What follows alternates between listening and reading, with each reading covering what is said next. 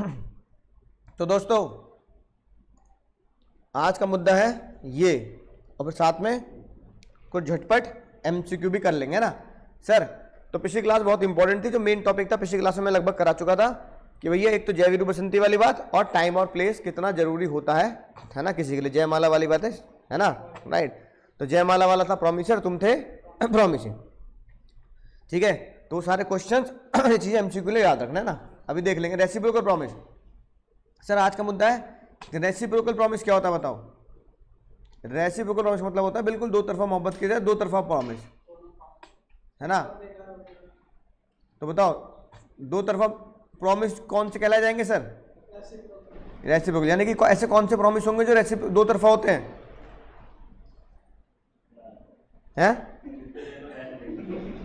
सारे होते हैं। कैसे होते हैं सर? खाली जूते तो पैसे लो नहीं, सारे ही क्या होते हैं भाई। मैं तुम्हें पढ़ा रहा हूं तो मेरा वादा क्या है? पढ़ाने का। तुम्हारा वादा क्या है? तुम तो बड़ा पढ़ रहे हो, जब फेंक के ना मारूंगा, चक्कू ना गर्दन ना उड़ाऊं तुम्हारी। तुम्हारा क्या वादा है? फीस देने का। तो मेरा वादा पढ़ाने का, तुम्हारा वादा फीस देने का, तो रेसिप्रोकल हो गया ना। यानी रेसिप्रोकल का मतलब होता है एक वादे के बदले सामने वाला आपको दूसरा वादा दे रहा है। यानी कि टू प्रोमिसेस, कितने? One promise become the consideration for another. मेरा प्रॉमिस कि मैं तुम्हें पढ़ाऊंगा वो तुम्हारे प्रॉमिस का कंसिडरेशन है। तुम्हारा प्रॉमिस क्या है? फीस का। तो तुम्हारे फीस के वादे का मेरा वादा कंसिडरेशन बन गया, नहीं बन गया? अब मेरी तरफ सोचो, मैं तुम्हें पढ़ा रहा हूं, है ना। तो तुमने क्या वादा किया? सर फीस दे देंगे, चिंता मत करो। तो मेरे पढ़ाने का कंसिडरेशन जो मिला उसे जज साहब ने तुम्हारा वादा बोल दिया। यानी माई कंसिडरेशन इज फीस। पहले हम कंसिडरेशन के चैप्टर में पढ़ते थे, आज इसको थोड़ा सा और दूसरे एंगल से देखना है। माई कंसिडरेशन, फीस छोड़ो, फीस तो है ही। मैं कह रहा हूं माई कंसिडरेशन इज योर प्रॉमिस, है ना भाई। मेरा कंसिडरेशन क्या है? तुम्हारा वादा। और तुम्हारा वादा है क्या? है ना, फीस देना। तो मैं पहले कहता था कंसिडरेशन वाले चैप्टर में कि मेरा कंसिडरेशन है जो तुम मुझे फीस दे रहे हो। आज मैं कह रहा हूं मेरा कंसिडरेशन है जो तुमने वादा किया। अरे बात तो वही है, रिश्ता वही नहीं, रिश्ता वही, सोच नहीं है कि नहीं बात, राइट। तो रिश्ता तो वही है लेकिन सोच क्या है? नहीं है। इसे बोलते हैं सर रेसिप्रोकल प्रॉमिस। यानी दुनिया के सारे प्रॉमिस रेसिप्रोकल प्रॉमिस होते हैं, सिवाय किसको छोड़कर? यूनिलेटरल प्रॉमिस को छोड़कर, जो हमने चैप्टर नंबर 1 में पढ़ा था। यानी यूनिलेटरल एग्रीमेंट को छोड़कर, ठीक है ना। तो उसमें हमने पढ़ लिया था रिवॉर्ड, किसी को दान देना, बोनस, याद है क्या? अब सर रेसिप्रोकल प्रॉमिस के बेकार में क्या किया, कुछ टाइप बना दिए बेकार में मजे लेने के लिए। ये ना बनाते तो भी हमें ये पता होता। जज साहब ने बोला पहला रेसिप्रोकल प्रॉमिस होगा साइमल्टेनियस परफॉर्म। साइमल्टेनियस मतलब जूते दो पैसे लो। सर जूते दो पैसे लो मतलब क्या? नहीं, साइमल्टेनियस मतलब क्या होता है? मतलब इकट्ठे, यानी अभी के अभी। तो इसे हम अकाउंट्स की भाषा में पता क्या बोलते हैं? अभी के अभी, ऑन द स्पॉट, है ना। उसने कहा भाई मैं तेरे को सामान दे दूंगा, उसने कहा जिस दिन सामान देगा उसी दिन पैसे ले लियो। तो अगर दो चीजें एक साथ परफॉर्म होगी तो हम क्या बोलते हैं सर? कुछ रेसिप्रोकल प्रॉमिस होते हैं जिनमें ऑर्डर ऑफ परफॉर्मेंस हम पहले से क्या कर देते हैं? फिक्स कर देते हैं। तुम्हारा मेरा कॉन्ट्रैक्ट भी क्या है सर? ये वाला है। मैंने कहा भैया पढ़ाऊंगा बाद में, पहले क्या दे दो, ठीक है। बैंक भी ऐसे करता है। बैंक कह रहा है भैया लोन बाद में दूंगा, पहले क्या दे दे? हाँ, सामान गिरवी रख दे, है कि नहीं बात, राइट। कुछ रेस्टोरेंट वाले भी ऐसे करते हैं, बीकानेर वाला, वो कहता है भैया सामान बाद में देंगे, पहले क्या ले ले? टोकन ले ले। तो वहां पर इसमें कोई लड़ने वाली बात नहीं है, क्योंकि उनका बिजनेस मॉडल ही क्या है? ये है, ठीक है, राइट। कि ऑर्डर ऑफ परफॉर्मेंस पहले फिक्स होगा। तुम कभी भी ये नहीं कह सकते कि भैया पहले सामान दे दे, टोकन तो मैं ले लूंगा, ऐसा नहीं होगा। बैंक से तुम ये नहीं बोल सकते कि भैया पहले लोन दे दो, गिरवी तो मैं कल आके रख दूंगा, ऐसा नहीं होगा। जैसा ना मुथूट फाइनेंस वाले क्या करते हैं? सोना लेते हैं और लोन दे देते हैं। तो पहले सोना लेंगे या फिर पहले कैश दे देंगे? तो एक्सप्रेसली क्या है? फिक्स्ड है कि नहीं बात, राइट। तो उसे बोलते हैं रेसिप्रोकल प्रॉमिस, और आपको उसी ऑर्डर में क्या करना पड़ेगा सर, परफॉर्म करना पड़ेगा। ठीक है। अब कई बार क्या होता है, सेक्शन 52 ने साथ साथ ये भी बोला कि ये भी फिक्स्ड है, और कई बार कुछ ट्रांजैक्शन ऐसी होती है जिसमें फिक्स करने की जरूरत नहीं है, पर तुम्हें पता है पहले कौन परफॉर्म करेगा, है कि नहीं बात, बताने की जरूरत नहीं, पर तुम्हें पता है पहले कौन है ना परफॉर्म करेगा। Sometimes order of the performance indicated not expressly बताया नहीं गया, पर क्या होता है सर, पर नेचर ऑफ ट्रांजैक्शन से पता लग जाता है कि पहले किसे परफॉर्म करना है। ठीक है, सेम बात मैं कह दूं, अब मुथूट फाइनेंस वाले तुम्हें कह रहे कि गोल्ड लोन मिलेगा और वो आगे कुछ नहीं बोल रहे, तो भैया हमें पहले से पता है क्या होगा,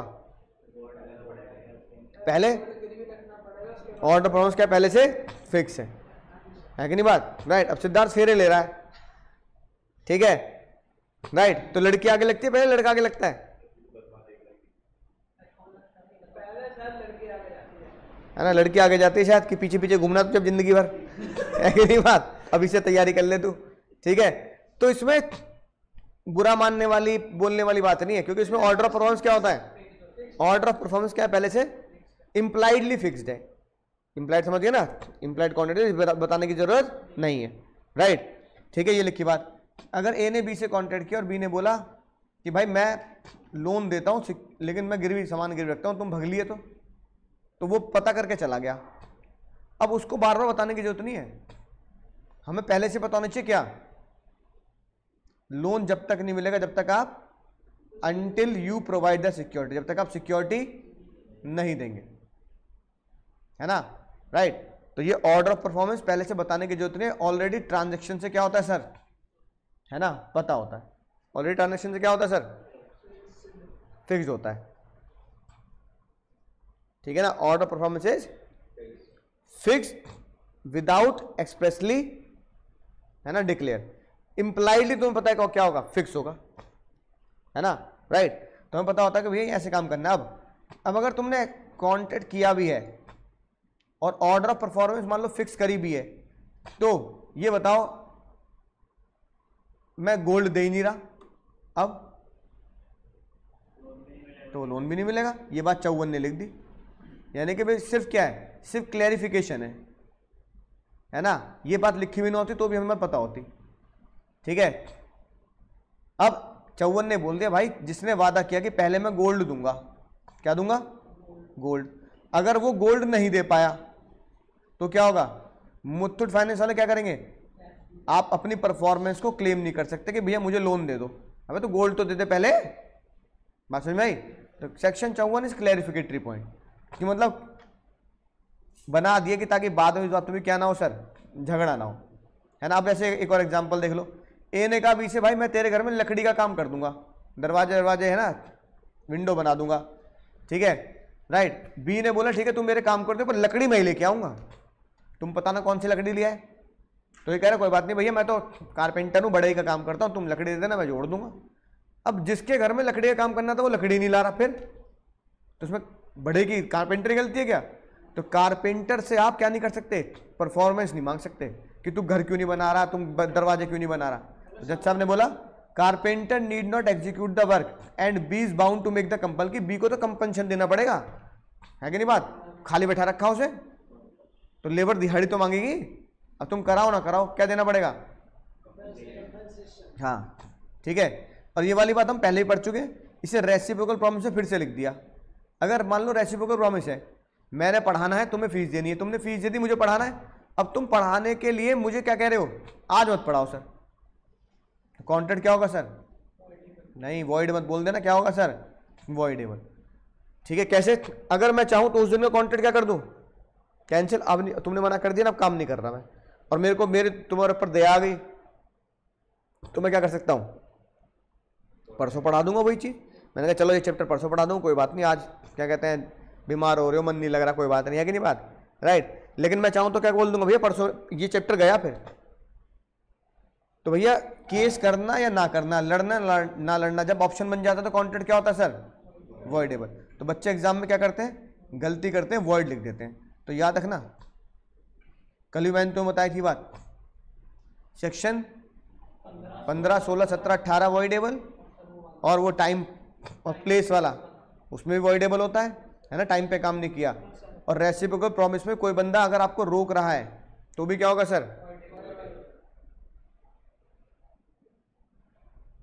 ठीक है ना, क्या होगा सर? पढ़ के देख लो एग्जाम्पल। 1000 काम बुक हुआ, B is ready willing to do the work but A prevent him to do so. A कह रहा है मत कर, तो कॉन्ट्रैक्ट क्या हो गया? वॉइडेबल। ए चाहे तो कॉन्ट्रैक्ट कैंसिल भी कर सकता है और कह सकता है भैया मेरा पैसा लौटा दे वापस, और ए चाहे तो कॉन्ट्रैक्ट को कंटिन्यू कर सकता है और क्या मांग सकता है? कंपनसेशन मांग सकता है। याद रहेगी बात? तो भैया जूते दो पैसे लो और मुथूट फाइनेंस, ठीक है, ये दो बात याद रखेंगे। अब एप्रोप्रिएशन ऑफ पेमेंट सर बहुत आसान है ना, बहुत ही टुच्ची बात, ठीक है। अब मान लो भैया मैंने तुम्हें 3 चीजें बेची, कितनी चीजें बेची भैया? एक बेचा, मान लो मैंने मोबाइल बेचा, मोबाइल है ना, मैंने कहा भैया मोबाइल है 10,000 का। फिर एक मैंने तुम्हें बेच दिया चूहा, चूहा बेच दिया, चूहा। तुमने कहा सर चूहा कितने का है? तो मैंने बोला चूहा है भैया 1000 रुपए का, ठीक है। फिर मैंने भैया तुम्हें मान लो कैलकुलेटर बेच दिया, कैलकुलेटर, तो मतलब कैलकुलेटर बहुत हाई फाई था, दुबई से लाया था मैं, तो ये कैलकुलेटर निकला तुम्हारा 2000 रुपये। कितने का निकला? 2000 रुपये का निकला, ठीक है भैया, ठीक है। अब ये भैया ने कहा कि सर ठीक है मैं खरीदने को तैयार हूं तीनों। अब जब तीनों खरीदने को तैयार हुए, डील भी पक्की हो गई है ना, ये इस नालायक ने क्या किया? नहीं, सिर्फ और सिर्फ 2000 रुपये दिए और भग लिया, बाकी माल उधार पर। तो तुमने कितने पे किए? यू पे ओनली 2000। अब ये बताओ, मैं कह रहा हूँ 3 असेट बेच दी, मान लो मैंने 3 चीजें बेच दी, अब ये 2000 रुपये किस पे अप्लाई करूं? कैसे अप्लाई करूं? बोलो कैसे अप्लाई करूं? ओ गोट, बोलता क्यों नहीं? अरे यार तुम 2000 रुपये देगा, एंट्री डालूंगा किस पे? नहीं, तुमने मुझे 2000 रुपये दिए, वो कौन सी लायबिलिटी पे क्लियर कर दूं? मतलब हाँ, किसका दाम घटाऊं 2000 रुपये से? कैलकुलेटर घटा दूं? बोलो, कोई कहे कैलकुलेटर घटा दो, कोई कहेगा माउस चूहा घटा दो। तो जज साहब ने पता क्या लिखा? जज साहब ने लिखा जिसने दिए है ना, डेटर ने दिए, डेटर से पूछो। डेटर बताएगा, कौन बताएगा? अब डेटर कह रहा है किसमें घटा दूं? कैलकुलेटर। मैंने कहा ठीक है भाई, है ना। मैंने क्या किया? एंट्री डाल दी, है ना, cash account debit to calculator करके एंट्री डाल दी और कैलकुलेटर का अमाउंट कर दिया नील। और मैंने तुम्हें चिट्ठी भेज दी, भाई तेरे 1000 रुपये चूहे के बाकी हैं, 10,000 रुपये मोबाइल के बाकी हैं, उधारी चुका दियो। क्वेश्चन नंबर 2, ये भड़क गया, कह रहे सर आपने पूछा भी नहीं सर, आप मतलब क्या कहते हैं आप सर ऐसे कैसे कर दिया, ये है वो है ना। अब अगला सवाल आया कि 2000 रुपये दिए लेकिन डेटर ने कुछ नहीं बताया, अब क्या करूं?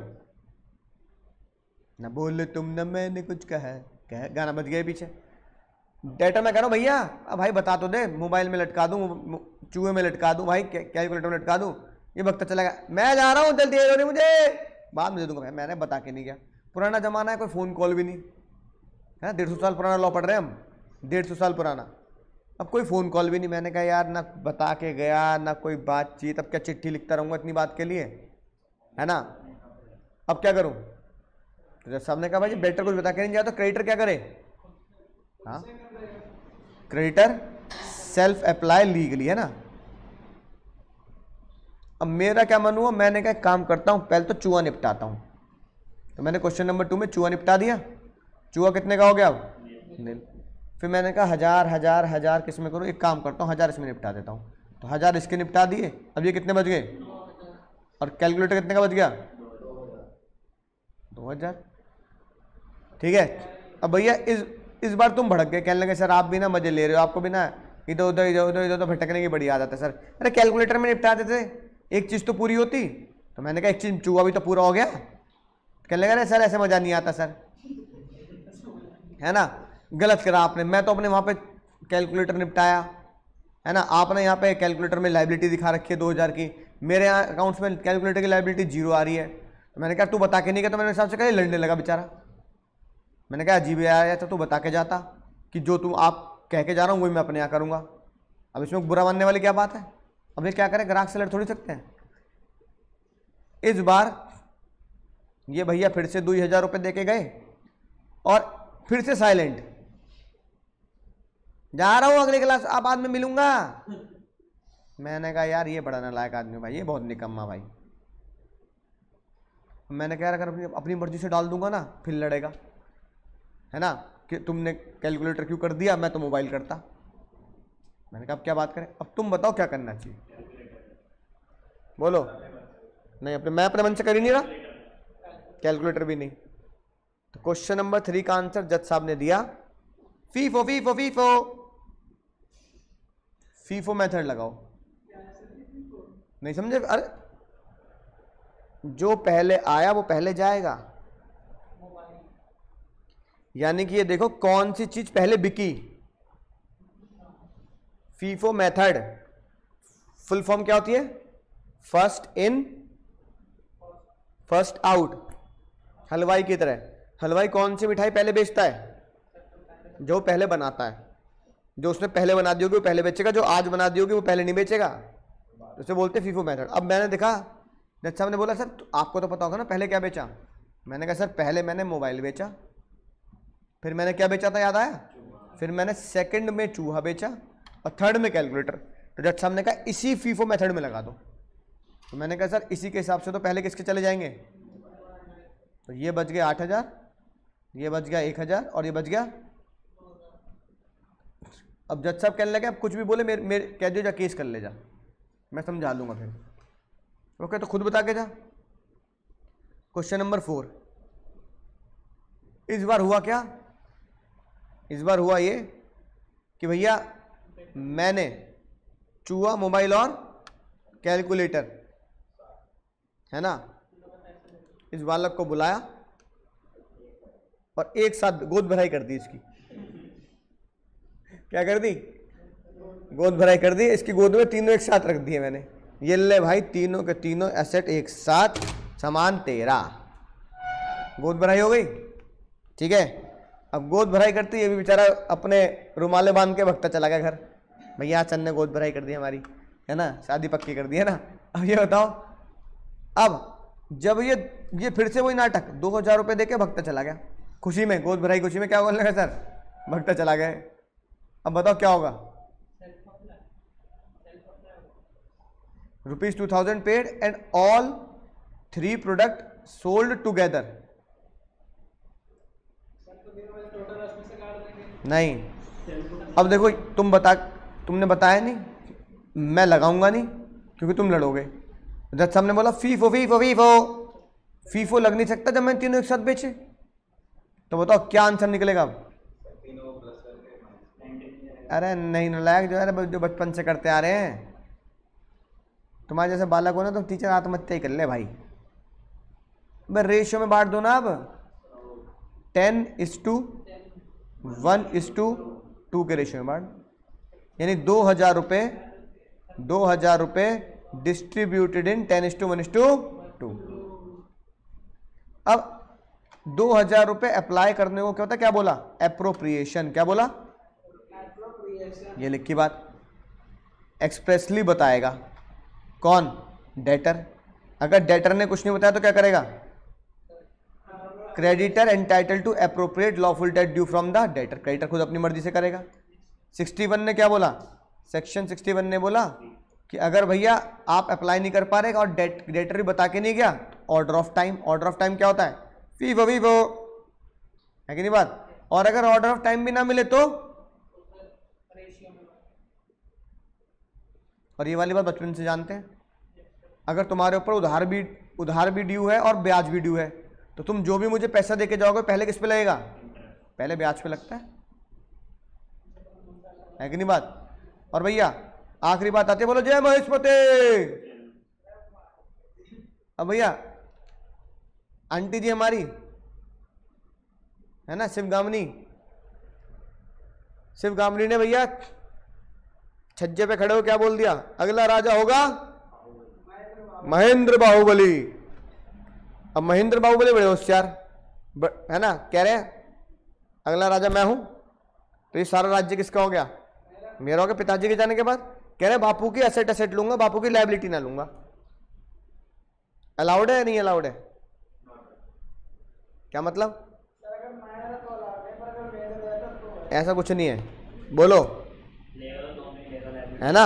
अगर एक उत्तराधिकारी है तो उसके ऊपर पिताजी के जाने के बाद जो भी बिजनेस राज्य सौंपा जाएगा, वो कह रहा पापा की एसेट लूंगा, लायबिलिटी लूंगा, तो पापा के जो है ना क्रेडिटर है, बैड डेट मान ले अपना है, और तू डेटर के पीछे लग जा, पैसा निकाल बाप का मेरे है। और क्रेडिटर कह रहे हैं भैया तुम्हारे पिताजी का पैसा हम तो ना दे रहे, हम पे तो है ही ना।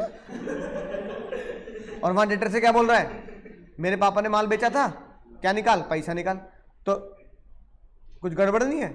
लेने के लिए तो तैयार बैठे हो, वो पैसा भी जो पिताजी एसेट के नाम पे छोड़ गए, और देने के लिए तैयार नहीं बैठे वो पैसा जो पिताजी लायबिलिटी के नाम का छोड़ गए। तो जज साहब ने बोला उत्तराधिकारी के केस में जीवन में याद रखना, असेट लायबिलिटी दोनों ट्रांसफर होती है। क्या होती है? अब असेट लायबिलिटी दोनों बोलेंगे तो अकाउंट की भाषा हो जाएगी।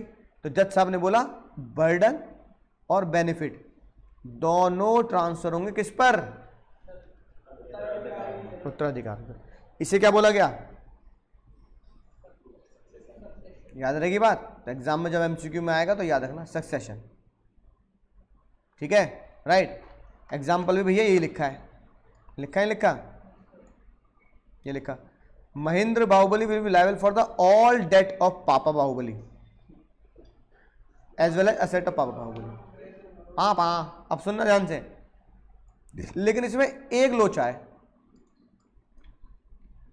अब ये थे भैया पापा बाहुबली की बैलेंस शीट थी, इसमें एसेट आ रही थी 1000 करोड़ की और लायबिलिटी आ रही थी 1200 करोड़ की। महेंद्र बाहुबली कह रहा भाई बापू क्या कर गया ये, बापू सेहत के लिए तू तो हानिकारक है, गाना बिल्कुल सही है, बापू सेहत के लिए हानिकारक है। वो कह रहा है पिताजी तुम तो निकल लिया, तुमने तो बड़ा लोचा कर दिया, एसेट बेचकर भी लायबिलिटी नहीं चुका पा रहा। अब बच्चे को इंसॉल्वेंट बोलो नहीं। जज साहब ने बोला पिताजी की सजा बेटे को नहीं मिलेगी, या अगर बेटा बेचारा अल्लाह को प्यारा हो लिया तो लीगल हैर्स कौन बने? पिताजी। तो बोझ लीगल हैर्स पे नहीं डालेंगे।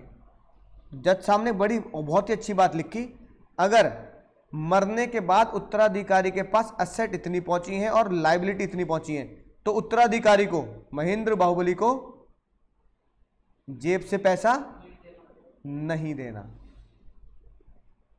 इसका मतलब पापा की सारी एसेट बेचकर बापू की सारी लायबिलिटी अगर देना, चुका देना, और 200 करोड़ की जो लायबिलिटी है वो क्या होगी सर?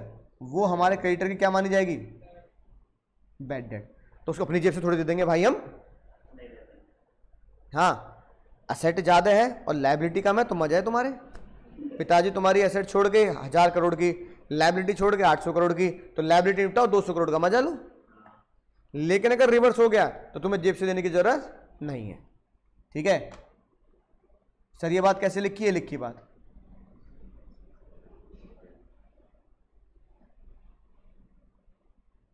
जितना एसेट मिली है बस उसमें से पे कर दो। समझ गए ना? बोलो समझ गए सर? अब देखो ये अगली बात। अब मैंने कहा भैया देखो मैंने ये एक्ट पढ़ा दिया, अगला एक्ट पढ़ाने आएंगे तुम्हें कौन? ये कौन है भैया?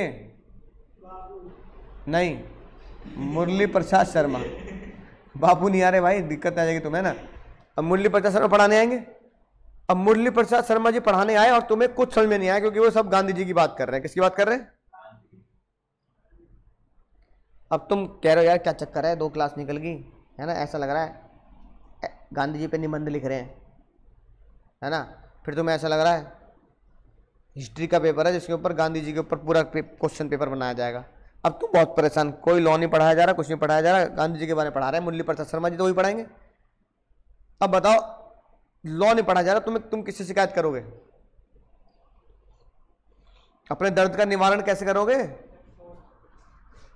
बोलो हैं? उससे पहले तुम कहोगे सर आप ही पढ़ा देते। तो इसका मतलब मैंने अपनी जिम्मेदारी जब मुरली प्रसाद शर्मा को सौंपी तो मुरली प्रसाद शर्मा जी ने बढ़िया नहीं पढ़ाया, तो जिम्मेदारी बिल्कुल मेरे ऊपर क्या गई? मेरे ऊपर आगे नहीं आ गई? बोलो। वो होता ना बूमरैंग, ऐसे फेंकते हैं वापस घूमता हुआ आ जाता है। खेला बच्चों ने कभी? बूमरैंग ही तो बोलते हैं उसे, है ना? ऐसे फेंको घूमता हुआ, तो वही है। अब मैंने क्या किया? मैंने ऐसे फेंका अपनी लायबिलिटी को तुम्हारे ऊपर, किसी और मुरली प्रसाद शर्मा के ऊपर, पर मुरली प्रसाद शर्मा जी ने पढ़ाया नहीं, तो लायबिलिटी वापस मेरे ऊपर आ गई, यानी मैं अपनी जिम्मेदारी ट्रांसफर नहीं कर पाया।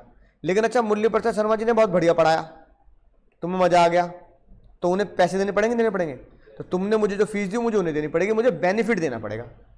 यानी कि ऐसा कॉन्सेप्ट जिसमें लायबिलिटी नहीं जाती, सिर्फ क्या जाती है? ओनली असेट जाता है। ऐसे कॉन्सेप्ट को क्या बोलते हैं? लायबिलिटी नहीं जाती। हाँ, ऐसे कॉन्सेप्ट को बोला जाता है असाइनमेंट। याद रहेगी बात? दोनों चले गए सक्सेशन, सिर्फ असेट गई, लायबिलिटी नहीं गई, असाइनमेंट,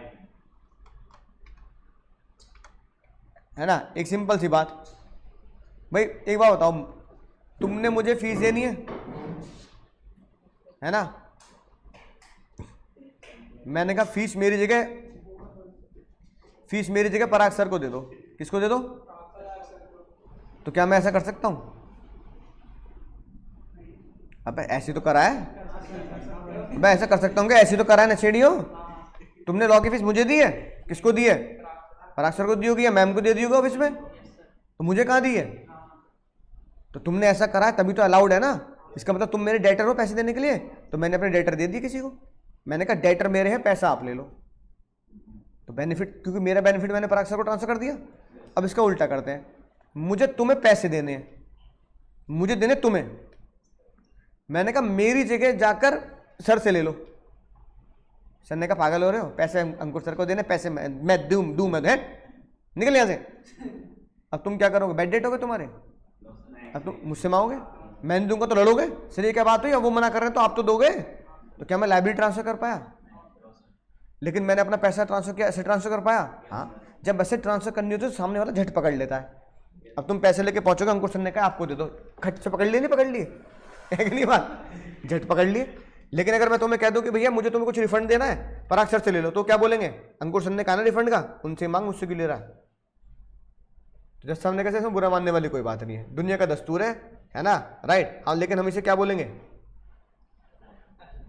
क्या बोलेंगे? असाइनमेंट। आपने डेटर ट्रांसफर कर दिए पर क्रेडिटर ट्रांसफर नहीं कर पाए, यानी you have transfer the asset but not transfer the liability. बात समझ में आ गई? अब देखो मुझे, अब एक और चीज, लेकिन ये चीज पॉसिबल हो सकती है कैसे? मान लो मैं था, मुझे तुम्हें पैसे देने थे, मैंने बोला पैसे किससे ले लो? मैंने बोला पैसे पराग सर से ले लो। अब पराग सर दिल के बहुत बड़े इंसान, मैंने कहा take money from Parag sir. तुम पराग सर के पास पहुंचे, सर अंकुर सर ने बोला है, ए ने बोला है आपसे पैसे लेने, तो पैसा दो, पैसा निकालो। पराग सर ने तुम्हें पैसे देने के लिए क्या कर दिया? यस कर दिया, है कि नहीं बात? तो इसका मतलब मैंने अपनी लायबिलिटी ट्रांसफर करी और सर ने उसे क्या कर लिया? एक्सेप्ट कर लिया। तो जज साहब ने बोला मेरा और तुम्हारा कॉन्ट्रैक्ट क्या होगा? खत्म, और एक नए कॉन्ट्रैक्ट का जन्म होगा। किसका होगा? तुम्हारा और पी का कॉन्ट्रैक्ट क्या हो जाएगा? जिंदा। न्यू कॉन्ट्रैक्ट अलाइव, जिसे बोला गया नोवेशन। क्या बोला गया? इसे बोलते हैं नोवेशन। क्या बोलते हैं? नोवेशन मीन्स कि नए कॉन्ट्रैक्ट को जन्म दे देना, किसी भी पुराने कॉन्ट्रैक्ट को खत्म करके। बस इसके लिए एक चीज जरूरी है, जो जिससे मैं पैसे लेने को कह रहा हूं वो क्या कर दे? वो हाँ कर दे और तुम उससे कह दो कि ठीक है सर आपकी जगह किससे ले लूंगा पैसे, पराग सर से। तो तुम भी राजी और पराग सर भी राजी, मियाँ बीवी राजी। तो जज साहब ने भैया मुझे मुक्त कर दिया, है ना। जज साहब कह रहे हैं मियाँ बीवी राजी, क्या करेगा जी, कोई दिक्कत वाली बात नहीं। अब सर ने कहा मैं दे दूंगा पैसे, तुम कह रहे हो हम पराग सर से ले लेंगे, तो मेरी लायबिलिटी क्या हो गई, माई लायबिलिटी डिस्चार्ज, और पराग सर की लायबिलिटी जिंदा। अब तुम दरवाजा खटखटाना किसका, बात खत्म। समझ गए मुन्ना। तो ये हो गया नोवेशन, क्या हो गया, नोवेशन। अब सर झटपट झटपट, अभी तो है 15-20 मिनट, क्वेश्चन भी हो ही जाएंगे, ज्यादा देर मत लगाना मुन्ना मुन्नी। इसी चैप्टर का है, नाटक मत दिखाना। बताओ रे पुष्पा, टेंडर का मतलब क्या होता है। हाँ बिल्कुल सही बात, अटेम्प्टेड परफॉर्मेंस, डिमांड रिक्वेस्ट कि भैया आओ पढ़ लो यार, तुम कह रहे हो ना मैंने पढ़ रहे, याद आ गई बात, अभी पढ़ा पिछले लेक्चर में। सेकंड बोलो, बिल्कुल सही, अटेम्प्ट माना जाएगा, बहुत बढ़िया। थर्ड बोलो, हाँ चलो बताता हूँ, कौन सा टेंडर, कौन सी रिक्वेस्ट होती है जिसमें कॉन्ट्रैक्ट खत्म नहीं होता, तो आप क्या रखोगे, टेंडर ऑफ मनी, है ना। अब जैसे मान लो तुम फीस लेके आए, तुमने टेंडर किया मुझे, सर प्लीज पैसा ले लो, मैंने कहा भैया अरे आज तो शनिवार है पैसा नहीं लेता मैं, तो तुमने कहा हमने कहा सर ने मना कर दिया, अटेम्प्ट किया हमने, सर ने मना कर दिया, तो पैसा नहीं देना, देना पड़ेगा, देना पड़ेगा, पैसा देना पड़ेगा। कॉन्ट्रैक्ट परफॉर्म नहीं करना है ना, सम्मान उम्मान का, लेकिन पैसा देना पड़ेगा भाई, ठीक है ना। तो याद रखिए बात, ठीक है। फोर्थ बताओ,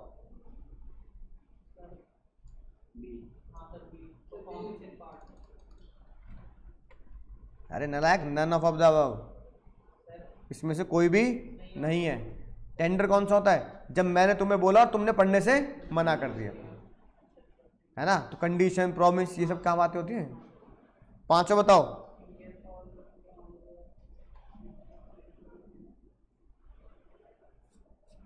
Jai Veeru Basanti, in case of joint promises are alive, performance of contract may be demanded by, बोलो, the performance of contract may be demanded by, ये कौन सा केस हुआ, जॉइंट प्रोमिसी वाला केस है, जॉइंट प्रोमिसर वाला केस नहीं, नालायक हो, नशे में ही हो तुम। अरे वो रिवर्स वाला केस है, इसमें जय वीरू बसंती लोन देते हैं, ये जो तुम सोच रहे हो ये है जॉइंट प्रोमिसर। जॉइंट प्रोमिसर बताओ, the performance of the contract may be demanded from,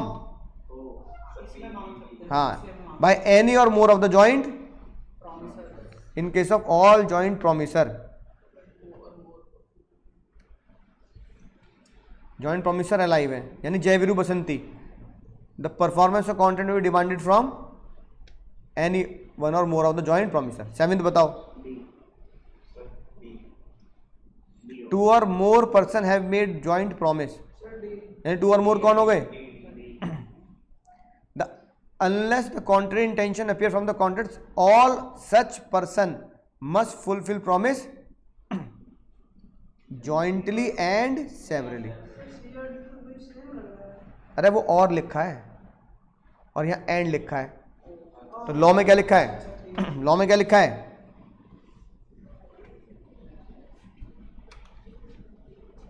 jointly and severally. जय वीरू बसंती की लायबिलिटी क्या होती है, 8 बताओ,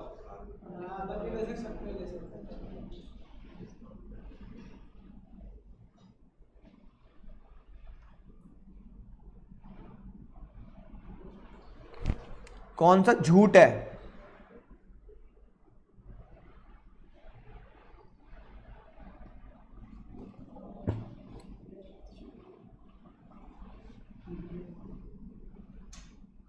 झूठ पहचानना, झूठ,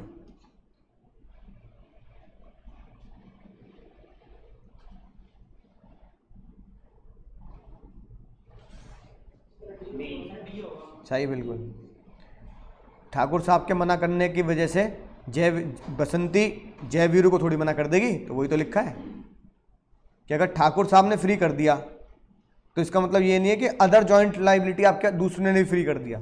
9 बताओ। In case the promisor must apply for the performance, इसमें प्रोमिसर को परफॉर्मेंस के लिए अप्लाई करना पड़ेगा। अप्लाई मतलब फोन मिलाना पड़ेगा। हाँ, अगर प्लेस नहीं है, परफॉर्मेंस स्पेसिफाइड नहीं है तो क्या करेगा? अगर कॉल भी ना पूछ पाए तब वो वहां मिलेगा जहां पे वो किया था। 10 और 11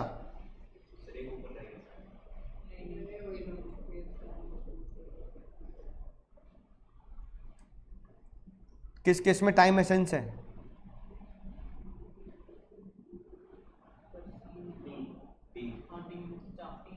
तीनों में टाइम एसेंस है, सही बात। 11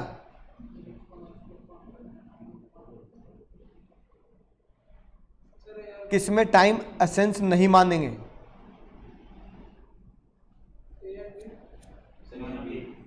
बोलो। अरे बी क्योंकि प्राइस अगर नहीं दिया जाता तो प्राइस तो बाद में भी देना पड़ेगा ना, ठीक है। यानी प्राइस को लेकर तो फिर हाँ,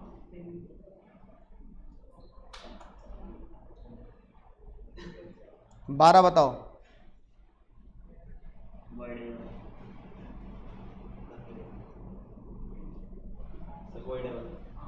सही, बिल्कुल।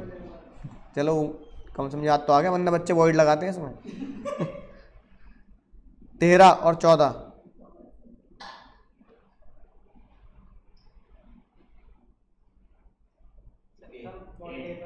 सही, बिल्कुल। 14 बताओ।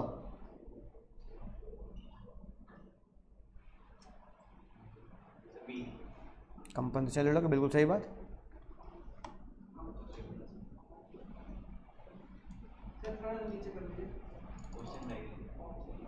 15 से 20 अभी तो बढ़ाया नालायक हो। मेरा प्रॉमिस तुम्हारे लिए कंसिडरेशन, तुम्हारा प्रॉमिस मेरे लिए। 16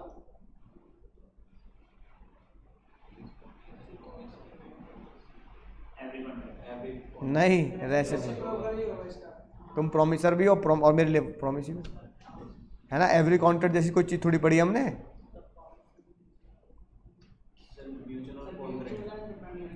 म्यूचुअल एंड कॉन्करेंट, सही बात। साइमल्टेनियसली वही तो होता है, म्यूचुअल एंड कॉन्करेंट, हाथ की हाथ और बिल्कुल ऑन द स्पॉट।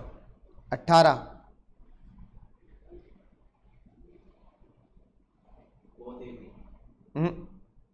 इसका होगा mutual and independent. 19 cash sales, mutual and concurrent. जूते दो पैसे लो। 20 सही, चलो रट लिया तुमने, ये बहुत बढ़िया है ना। 21 अभी बढ़ा है। हाँ, राइट्स जाते हैं, लाइबिलिटी नहीं जाती। यानी राइट का मतलब क्या है? असेट, है ना। 22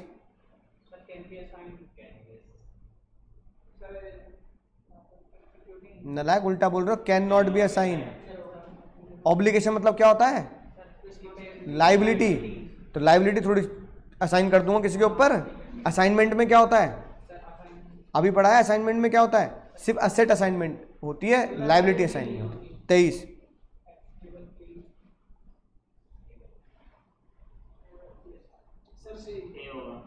actionable claim can assign by writing. Actionable claim मतलब हो गया जैसे लॉटरी, है ना, जो चीज एक्शन करे। जैसे भैया मैंने कहा भैया लॉटरी, डेटर। और कौन हो गया भैया? डेटर। मैंने कहा भैया डेटर है, मुझे पैसे मिलने हैं। मैंने कहा मेरे डेटर इसको पैसे दे देना, तो मैंने अपने डेटर क्या कर दिए? असाइन कर दिए पराग सर को। तुमने पराग सर को तो दिए। 24 डेटर। भैया एक बार बताओ, अगर मुझे अपना पैसा पराग सर को देना है तो तुम मेरे डेटर हुए, तो तुमको तो नोटिस दूंगा कि भैया पैसा किसको देना, उनके पास पहुंच जाना, पैसा उनको पेमेंट कर देना।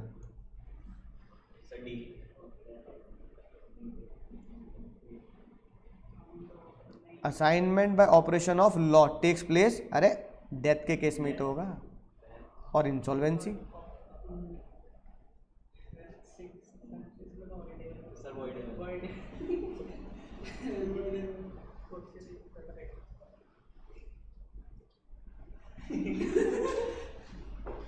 एग्जाम में भैया कुछ उल्टा सीधा मत लिखा ना,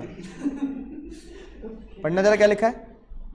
When after the formation of valid contract an event happens which make performance of contract impossible, अरे भैया impossible, impossible यानी impossible पढ़ लिया, नहीं पढ़ लिया है ना, अभी नहीं पढ़ा impossible वाला कॉन्ट्रैक्ट। हाँ, impossible मतलब होना अब नहीं हो सकता। impossible से क्या होगा सर, चांद तारे तोड़ के लाना, अरे तो void नहीं है impossible। अब तुम भैया void वाले गलत कर दोगे avoidable के चक्कर में। 27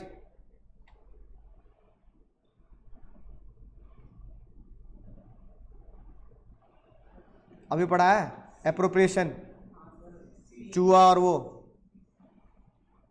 है ना। हाँ, तुम नहीं बताओगे तो मैं करूंगा अपने हिसाब से। अभी पढ़ा है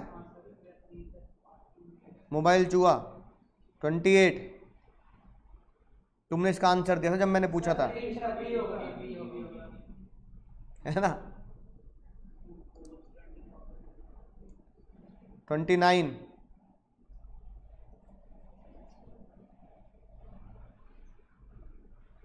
लीगल रिप्रेजेंटेटिव के, हाँ तो 5,000 से ऊपर। अरे पापा बाहुबली जितना छोड़ गए उतना ही तो बेटा देगा, अपनी जब थोड़ी देगा। पिताजी कितना छोड़ गए, 5, बेटे के पास लाइबिलिटी कितनी थी पिताजी की, 20, तो बेटा जेब से क्यों देगा भाई, 5 ही तो दोगे, 30।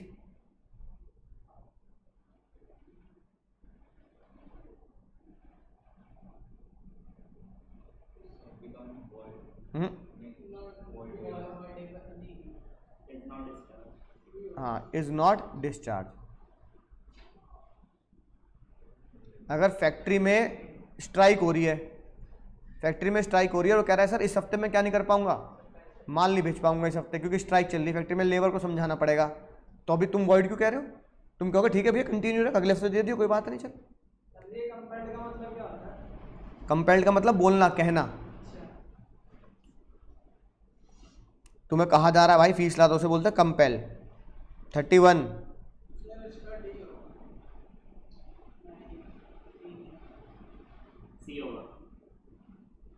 ABC जॉइंट प्रॉमिस टू पे, यानी जयवीरू बसंती।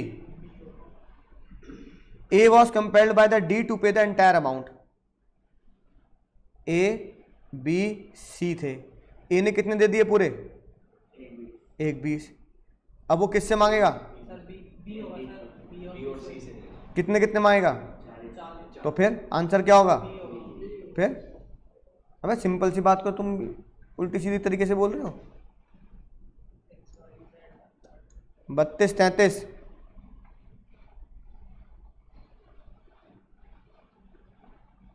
जॉइंटली बोरोड है, जय वीरू बसंती ने पैसा लिया है ठाकुर साहब से, ये वाला केस है वो, समझ गए ना, सेक्शन 45। हाँ सही पहचाने हैं, है कि नहीं बात। किससे रिकवर करेगा सर वो,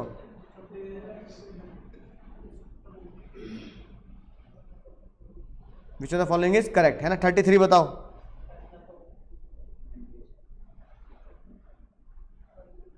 सच पहचानना है, सच।